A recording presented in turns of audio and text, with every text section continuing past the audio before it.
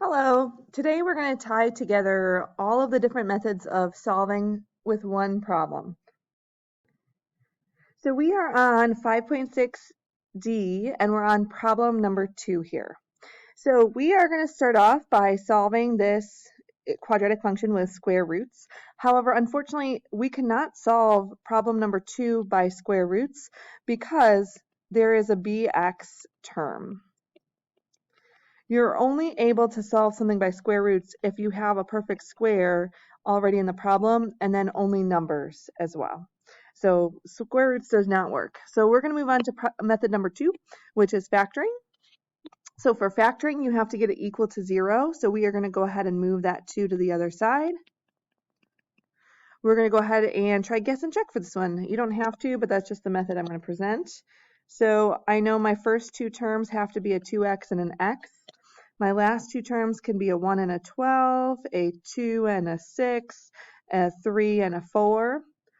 Because there's no GCF in the original problem, I actually know that 2 and 6 won't work, because if I put a 2 here, this term has a GCF. And also if I put a 6 here, this also has a GCF. And because there was no GCF in the original equation, I am not going to use 2 and 6 because I know they're not going to work. So I can either guess 1 and 12 or 3 and 4. I'm going to go ahead and guess 3 and 4. So I'm going to put a 3 here and a 4 here. And the check portion comes from if this actually equals 5x in the middle. So I have 8x and 3x. This would equal 5x with combining them if the 3 were negative. So this has to be a negative 3 and a positive 4. So this is your factored form. Then you set each factor equal to 0 to get x equals 3/2 and x equals negative 4. So we're supposed to get that exact same answer now using all of the other methods. So with completing the square, this is not one where you don't start the same way as factoring. You actually get your ax squared plus bx on one side and you move your c value to the other side. Then we're going to divide out our a term and leave yourself some space to add whatever you get when you complete the square. So to find what goes in the blank, you're going to do b divided by 2, and you're going to square that to get 25 over 16. We factor the left-hand side to get x plus 5/4 squared.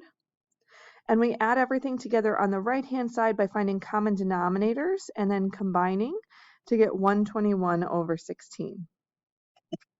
At which point we're going to square root both sides. We get x plus 5/4 equals plus or minus 11 over 4. And we move the negative 5/4 to the other side. But we don't leave our answer like this. Instead, we actually combine these together. So negative 5 plus 11, divide that by 4 is 3/2. And negative 5 minus 11, divide that by 4 would be negative 4. So you end up seeing we get the same answer whether we use factoring or completing the square. So we're going to do the same problem using now the quadratic formula. So we're going to use x equals negative b plus or minus the square root of b squared minus 4 times a times c. Remember, we moved that all over on one side though, just like factoring to get it equal to 0. All over 2a. So we need to figure out what 5 squared minus 4 times 2 times negative 12 is. That's our discriminant. So we're doing 25, and then this is going to become a plus because of the negative times the negative. 4 times 2 is 8. 8 times 12 is 96. So this becomes 121 for our discriminant, which is a perfect square. So we would have two real solutions that are rational. So we actually take the square root of 121, and now this becomes something where we actually add and subtract 11 from negative 5 to get our two answers, and we can see that we do get exactly the same answers. Okay, solving using graphing, we can find our vertex. Our vertex would be negative b over 2a and then plug x in because it's in standard form. So we can do negative 5 over 2a And then we can go ahead and plug in -5/4. Now, honestly, with graphing, this one's not going to be great, and you wouldn't be able to actually come up with your values unless you had a little bit more accurate points. So we can use our calculator for this one if you'd like to.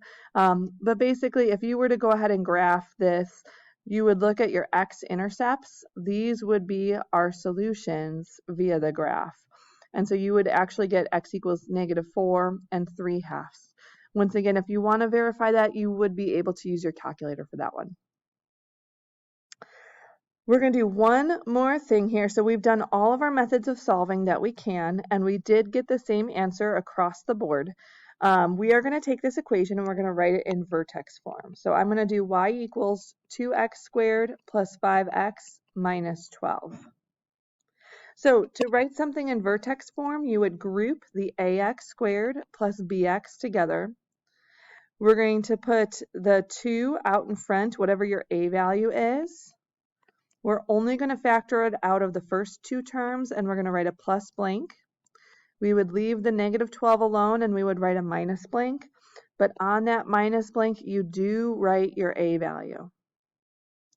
You do b divided by 2 squared. So we are actually going to put 25/16 on that blank. And then we would write x plus 5/4 quantity squared as the factored part for that. And then we would figure out -12 minus 2 times 16. We could reduce the fraction and find common denominators and add them together to get a -121/8 as our y value. And you'll notice, I'm going to zoom out here, that you should get the same vertex for this that you did when you did -b/2a. So this kind of ties all of those different methods together. So as you work on the rest of this, if you get a different answer using one of those methods, then something went wrong and you can go ahead and check and see what happened with that. So I hope this goes well for you. Let me know if you have any questions. Thanks.